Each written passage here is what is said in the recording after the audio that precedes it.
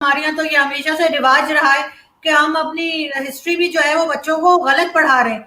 जो स्टूडेंट्स आ रहे हैं, जो नए स्टूडेंट्स आ रहे हैं स्कूल कॉलेजेस के, उनको हम गलत हिस्ट्री बता रहे हैं। हमारे हीरोज जो हैं वो भी अब वो लोग हैं जिनका यहाँ पे कोई रोल नहीं था पाकिस्तान में, जिन्होंने कुछ नहीं किया, जिन्होंने शायद कदम भी नहीं रखा पाकिस्तान में, वो हमारे हीरो हैं। और जो हमारे हीरो हैं हम उनका नाम ही नहीं लेते, चाहे वो डॉक्टर अब्दुल सलाम हो या कोई हो, यहूद भाई हो, हम उनका नाम भी नहीं लेते। तो इसी तरह से बेसिकली हम बच्चों का ब्रेन वॉश करना चाह रहे हैं और उसमें उनको रोकना चाह रहे हैं। पाकिस्तान में बहुत से लोग ऐसे भी रहते हैं जो नॉन मुस्लिम है।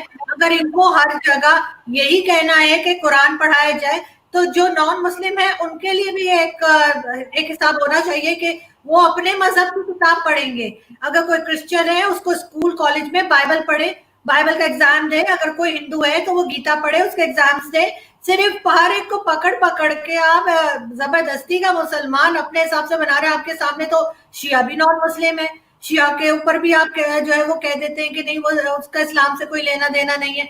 तो इस तरह की चीजें लाके लोगों को रोकना, बच्चों को गलत हिस्ट्री पढ़ाना, गलत तरीके से मजहब पर सिखाना, ये तो हमारे हमेशा से रिवाज रहा है। हम जगहों के नाम बदल देते हैं और ऐसे ऐसे नाम, जैसे लाइलपुर, फैसलाबाद उसका नाम रख दिया है। मुझे बताएं शाह फैसल कब गया था लाइलपुर, कब उसने वहां पे जाके कदम रखा था, कब चाय पी थी, कब पकौड़े खाए थे, मुझे तो पता नहीं। अगर किसी को पता है तो मुझे बता दे। हमारे यहाँ तो सऊदी अरब की हम ऐसे, जैसे सऊदी अरब हमारा माई बाप लगता है। हर चीज में हम सऊदी अरब को फॉलो करेंगे, चाहे वो कुछ भी कर रहा हो। वो अमेरिका जो कहता है सऊदी अरब वही करता है। ये चीज हमें समझ में नहीं आती। लेकिन हाँ, भारत हमारा दुश्मन है। जो हमारी जबान समझता है, हम जिसके जैसे कपड़े पहनते हैं, जिसके जैसे दिखते हैं, जिसके जैसे बोलते हैं, जिसके जैसे खाने खाते हैं, वो हमारा दुश्मन है। वैसे दुश्मन तो है, ये तो आप ये करें, समझ नहीं आती। दुश्मन तो है, इसमें तो कोई शक नहीं है। नहीं नहीं चीमा साहब, उनकी पॉलिसीज से आप इख्तिलाफ कर सकते हैं, आप उसे दुश्मन नहीं कर सकते, क्योंकि पॉलिसीज हमारी भी ऐसी हैं जो बहुत सी कंट्रीज को पसंद नहीं है। हम ऐसे ही तो एफएटीएफ में नहीं गए हुए ना।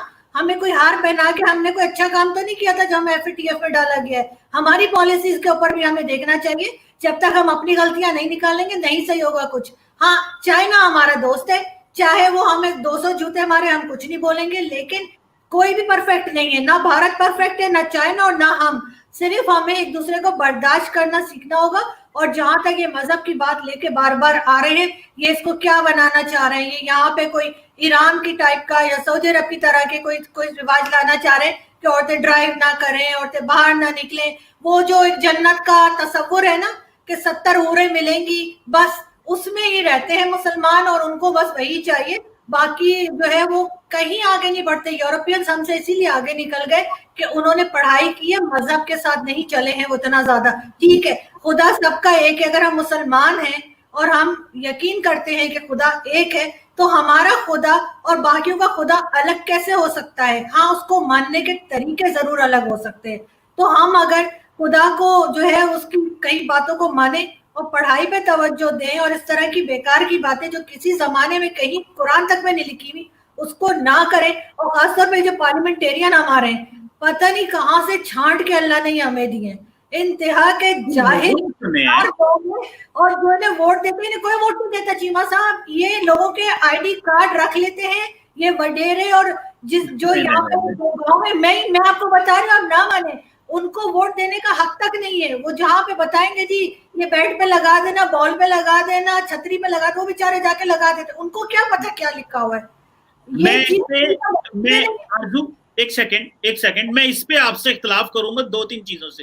पहली बात तो ये है कि अगर ये मैं कह दूं कि 222 मिलियन या 220 मिलियन लोगों में से अगर लेट्स से 130 मिलियन, जो तकरीबन मैं कितने कहूंगा 1.25 करोड़ वोट पीएमएलएन को मिले हैं, 1.25 करोड़ पीटीआई को मिले हैं, तो वो सबने इसी तरह लोगों के आईडी कार्ड ले लिए, तो ये थोड़ा जनरलाइज कर देना मेरा ख्याल है गलत होगा।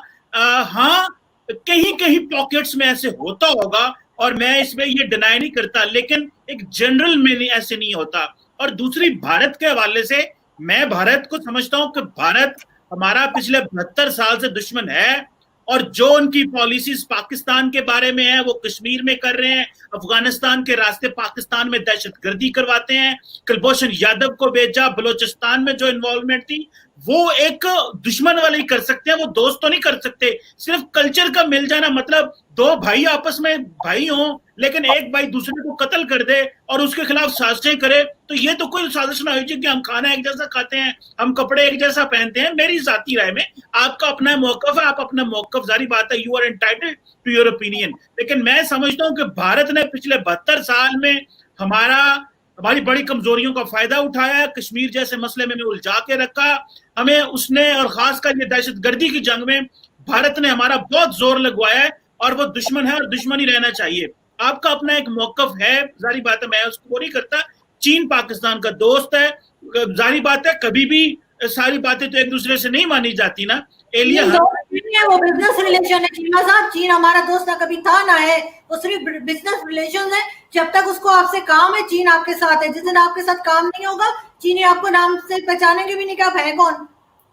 देखें, पूरी दुनिया में जो रिलेशनशिप होता है वो इंटरेस्ट बेस्ड होता है।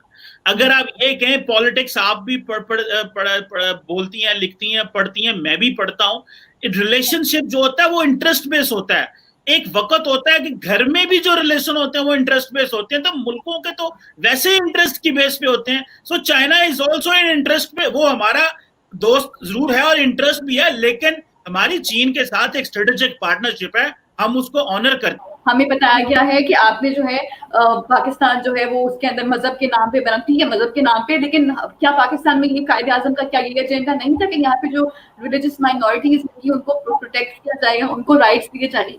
हमने वहां पे जो, जैसे इंडिया की आप पहले बात करे थे, आई थिंक आरजू का मतलब ये था कि जैसे इंडिया के खिलाफ नफरत के लिए उकसाया जाता है, तो उसके गार्ड में आप कहते हैं कि हिंदू जो यहाँ पाकिस्तान में रहने वाले हिंदू हैं उनके खिलाफ भी नफरत की। अब जो पाकिस्तान में रहने वाले हिंदू हैं उनका क्या लेना देना कि इंडिया क्या करता है इंडिया से, वो तो हमारे पाकिस्तान शहरी है ना, उनकी तो हिफाजत और उनकी प्रोटेक्शन इस रियासत की जिम्मेदारी है।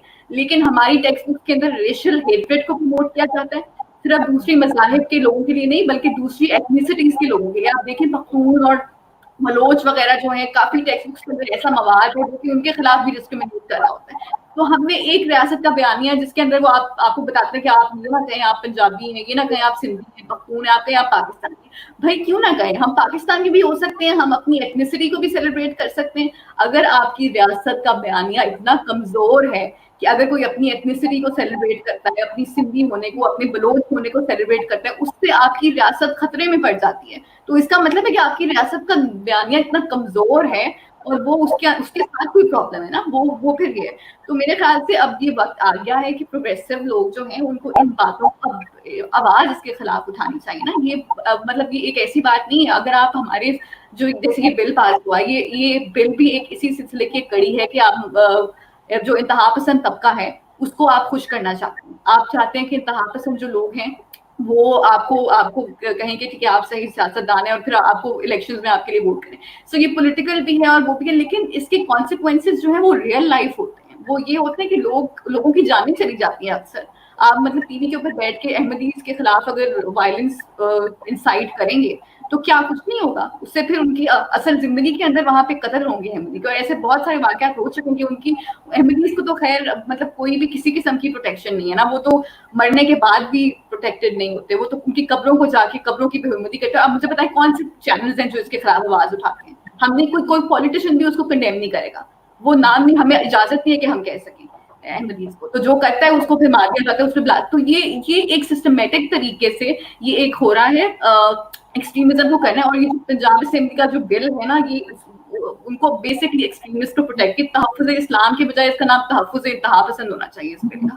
स्टेटिस्टिक्स देखें तो वो बहुत अलार्मिंग है कि माइनॉरिटी राइट्स के बारे में कि उनको कौन से सिंध के अंदर फोर्स कन्वर्जन्स होती हैं। हमें हर हफ्ते कोई ना कोई केस सुनने को मिलता है, वो मेन स्ट्रीम मीडिया पे नहीं आता ना, क्योंकि वो मेन स्ट्रीम मीडिया को रेटिंग नहीं मिलती उससे, वो उनके लिए इंपॉर्टेंट इशू नहीं है। लेकिन just because it is not being shown on the TV doesn't mean it isn't happening.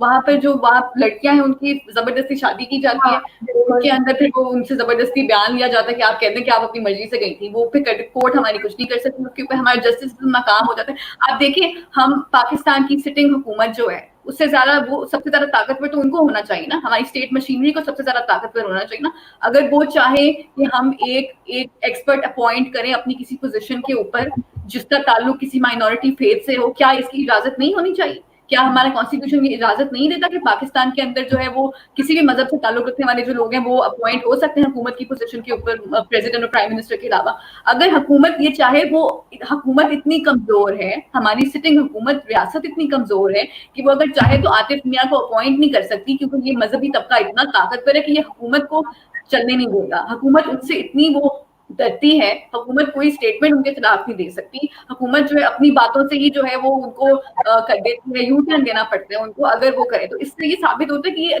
जो तबका एक्सट्रीमिस्ट तबका ये कितना स्ट्रांग है। और ये इनके व्यूज तो आपको पता नहीं ना, आपको पता नहीं कि खादिम रिजवी किस तरह की बातें क्रिश्चियन कम्युनिटी के खिलाफ उसने किया जब आसिया बीवी के वर्डिक्ट के खिलाफ प्रोटेस्ट हो रहे थे। वो कह रहा था कि ये इनको इजाजत नहीं होनी चाहिए पाकिस्तान में रहने की। मेरे शो में चीमा साहब, मेरे अपने यूट्यूब चैनल के शो में जो आए थे हिंदू कम्युनिटी के पिंडी से, पेशावर से, उन्होंने अपना नाम हारून रखा हुआ है। मैंने उनसे कहा आपका नाम हारून क्यों है? तो उन्होंने कहा कि उनके हर बहन भाई का पहला नाम मुस्लिम है। उनके जब वो लोग यहाँ पे थे तो उनको किसी मौलाना साहब ने कहा अगर ऐसे नहीं करोगे तो रहना मुश्किल होगा। सिंध में पिछले 4 हफ्ते में 4 हिंदू लड़के जो 22 साल और 24 साल उम्र थी, उन्होंने खुदकुशी की न्यूज आई है। क्यों वहां पे लड़के खुदकुशी कर रहे हैं या मारा जा रहा है, कोई चेक नहीं कर रहा। हाँ, अगर मुस्लिम होते तो जरूर चेक किया जाता। ये कह देने से कि यहाँ कुछ नहीं हो रहा से हम बच नहीं सकते। ये चीजें अब इंटरनेट पे निकल आई हैं, अब आप किसी भी न्यूज को नहीं दबा सकते ये कह के कि यहाँ कुछ नहीं हो रहा। जब तक हम ये चीज मानेंगे नहीं तब तक हम पाकिस्तान को तरक्की नहीं दे सकेंगे, हम आगे नहीं ले जा सकेंगे जब तक हम अपनी गलतियों को मानेंगे नहीं। यहाँ पे माइनॉरिटी के साथ हो रहा है और ये आपको मानना पड़ेगा।